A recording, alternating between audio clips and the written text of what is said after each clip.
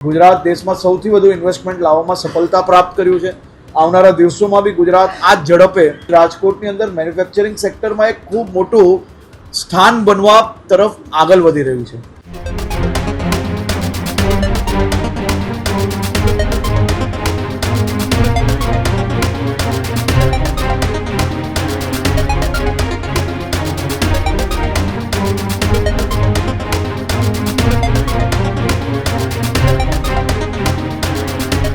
રાજકોટમાં આગામી 11 તારીખે વડાપ્રધાન નરેન્દ્ર મોદી આવી રહ્યા છે। પહેલા રાજકોટમાં વાઇબ્રન્ટ રિજનલ કોન્ફરન્સનું આયોજન કરવામાં આવ્યું હતું। ડેપ્યુટી સીએમ અને રાજ્યના ઉદ્યોગ મંત્રી હર્ષ સંઘવીએ પ્રેસ કોન્ફરન્સ કરી છે। કચ્છ અને સૌરાષ્ટ્રની વાઇબ્રન્ટ સમિતિનો 11મી થી પ્રારંભ કરવામાં આવશે।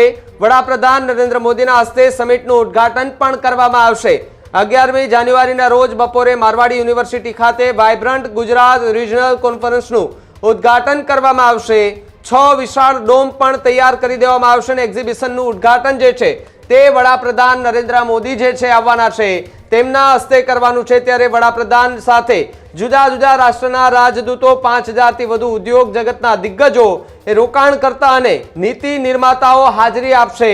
તો સાથે જ વાઇબ્રન્ટ ગુજરાત રિજનલ પ્રોગ્રામ થકી સૌરાષ્ટ્ર પ્રદેશની ઔદ્યોગિક આર્થિક કૃષિ ઉર્જા મત્સ્ય ઉદ્યોગ પ્રવાસન science and technology defence startup ક્ષમતાઓને રાષ્ટ્રીય સ્તરના વૈશ્વિક મંચ આપવામાં આવશે તેવી પણ વાત જે છે તે હાલ જોવા મળી રહી છે। ત્યારે વડાપ્રધાનના આગમન પહેલા રાજકોટમાં આજે વાઇબ્રન્ટ રિજનલ કોન્ફરન્સનું આયોજન કરવામાં આવી રહ્યું છે। ત્યાં હર્ષ સંઘવી પત્રકાર પરિષદ કરી રહ્યા છે। સીધા ત્યાં જઈએ।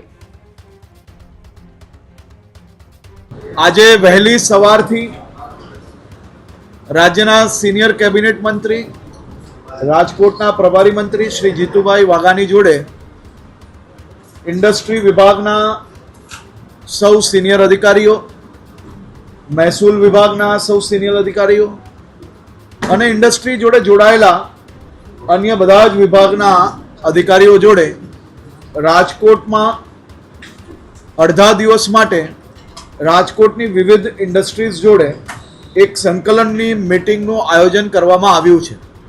આ બેઠકમાં તમામ વિભાગોની એક ગ્રુપ મીટિંગનું બી આયોજન કરવામાં આવ્યું છે, જેનાથી જે ઉદ્યોગકારો છે, જે એમએસએમઈ, જે નાના ઉદ્યોગકારો છે, આ બધા જ લોકોને પડતી નાની મોટી મુશ્કેલીઓ કે વધુમાં વધુ ઇન્વેસ્ટમેન્ટ કઈ રીતે ઝડપથી સૌરાષ્ટ્ર અને કચ્છ રિજનની અંદર લાગુ પડી શકે તે માટે કઈ રીતે એને શું મદદની જરૂર છે તે માટેની આ બેઠકનું આયોજન કરવામાં આવ્યું હતું। આ બેઠકમાં ખાસ કરીને વિવિધ સંગઠનો દ્વારા થોડા દિવસ અગાઉથી બી પ્રશ્નો મંગાવવામાં આવેલા હતા અને પ્રશ્નોના માધ્યમથી અનેક પ્રશ્નોની અંદર કઈ રીતે નિકાલ લવાય તે માટે વિભાગોએ એક સંકલન બેઠક પહેલાથી કરી લીધી છે અને આજના દિવસે આ અલગ અલગ સંગઠનો જોડે બી આ બાબતે ચર્ચાઓ કરવામાં આવશે।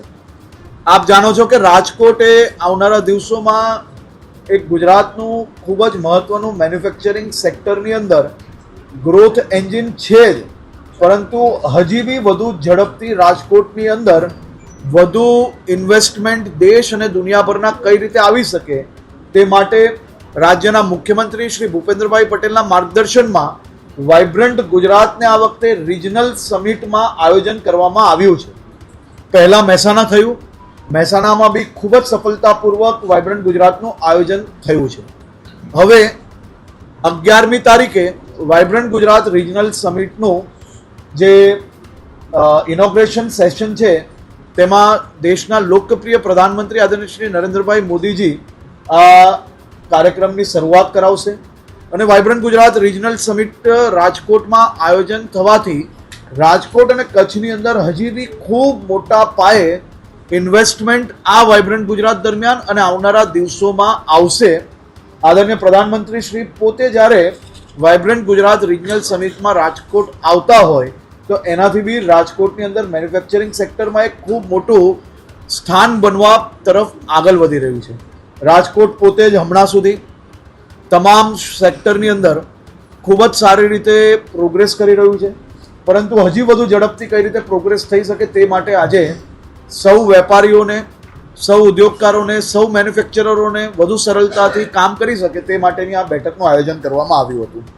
ગુજરાત રાજ્યની ઔદ્યોગિક નીતિની વિવિધ યોજનાઓ હેઠળ આજે 10,435 ઉદ્યોગ સાહસિકોને 956.51 કરોડની રકમની સહાયનું વિતરણ કરવામાં રાજકોટથી આવ્યું છે. સૌરાષ્ટ્ર અને કચ્છના છેલ્લા 7 દિવસમાં 137 ઉદ્યોગકારોને વિવિધ યોજનાઓ જેવી કે ટેક્સટાઇલ ઇન્સેન્ટિવ ટુ ઇન્ડસ્ટ્રીઝ યોજના, પર્યાવરણ યોજના, ઔદ્યોગિક માળખાકીય સુવિધાઓની યોજના, લઘુ ઉદ્યોગો અંગેની યોજનાઓ હેઠળ કુલ રૂપિયા 661.73 કરોડ રૂપિયાનું મંજૂરી પત્ર બી અહીંયાથી આપવામાં આવ્યું છે. હજી બી ઝડપથી જે ઇન્સેન્ટિવ સ્કીમ છે એ ગુજરાત દેશમાં સૌથી ઝડપથી લોકોને ઇન્સેન્ટિવ આપવાવાળું રાજ્ય છે, પરંતુ આનાથી બી વધુ ઝડપ કઈ રીતે થઈ શકે તે માટે રાજ્યના ઇન્ડસ્ટ્રી વિભાગ દ્વારા છેલ્લા અનેક મહિનાઓથી રાત દિવસ કામગીરી ચાલુ છે. અને મને વિશ્વાસ છે કે ગુજરાતમાં જે પ્રકારે મોદી સાહેબના સમયથી ગુજરાત દેશમાં સૌથી વધુ ઇન્વેસ્ટમેન્ટ લાવવામાં સફળતા પ્રાપ્ત કર્યું છે, આવનારા દિવસોમાં બી ગુજરાત આ જ ઝડપે અને આનાથી બી વધુ ઝડપે મુખ્યમંત્રી શ્રી ભૂપેન્દ્રભાઈ પટેલના માર્ગદર્શનમાં આખી સરકાર રાજ્યના સૌ નાગરિકો સાથે મળીને એમના સપના સાકાર કરવા માટે કામગીરી કરશે. આભાર. જે પ્રકારે આજે રાજ્યની ભારતીય જનતા પાર્ટીની ભૂપેન્દ્રભાઈના નેતૃત્વની અને ભાઈ હર્ષભાઈના માર્ગદર્શન અને સહકારથી ચાલતી રાજ્યની સરકાર સૌ પ્રથમવાર આ પ્રકારે અલગ અલગ જેટલા 10 જેટલા અહીંયા કોન્ફરન્સ હોલ હોય, ચેમ્બર હોય, મને જણાવતા આનંદ થાય છે કે નેશનલ હાઈવેઝ, રૂડા,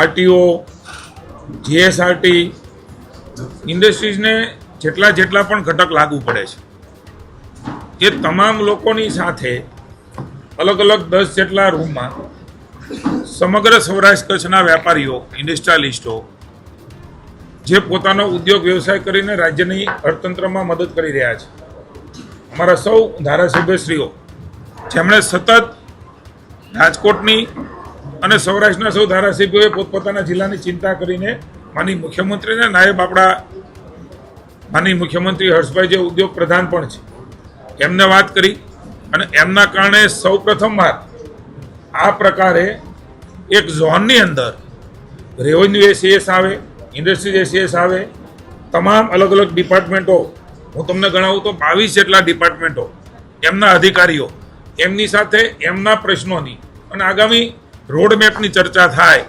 આવા રાજ્ય સરકારની પહેલને માનનીય મોદી સાહેબે ઇઝ ઓફ ડુઈંગ બિઝનેસ એ અભિગમ સાથે આ રાજ્યને આગળ લઈ ગયા. આજે દેશને પણ જે પ્રકારે ઇઝ ઓફ ડુઈંગ બિઝનેસ માટે વૈશ્વિક સ્તરે જે દેશની એક ઊંચાઈ બનાવી છે એ જ પ્રમાણે માનનીય મુખ્યમંત્રી ભૂપેન્દ્રભાઈના નેતૃત્વમાં અને હર્ષભાઈના માર્ગદર્શન નીચે આ પ્રકારનું રાજકોટની અંદર સમગ્ર સૌરાષ્ટ્રમાંથી ચેમ્બરના લોકોને બોલાવ્યા છે, વેપારીઓને બોલાવ્યા છે સૌરાષ્ટ્ર કચ્છના, અને એમની સાથે 1 to 1 પણ થાય ને સમૂહમાં પણ મિટિંગ થાય, સ્થળ ઉપર પ્રશ્નોનો નિકાલ થાય અને કેટલાક પ્રશ્નો નીતિ વિષયક હોય તો રાજ્ય સરકારમાં લઈ જઈ અને હર્ષભાઈને મુખ્યમંત્રીની સાથે ચર્ચા કરીને નિર્ણય થાય. આ પ્રકારના અભિગમને હું પ્રભારી મંત્રી તરીકે આવકારું છું. રાજ્ય સરકાર ભૂપેન્દ્રભાઈ અને નાયબ આપણા મુખ્યમંત્રી હર્ષભાઈને હું સૌરાષ્ટ્ર કચ્છ વતી ખૂબ ખૂબ આભાર માનું છું અને અભિનંદન આપું છું.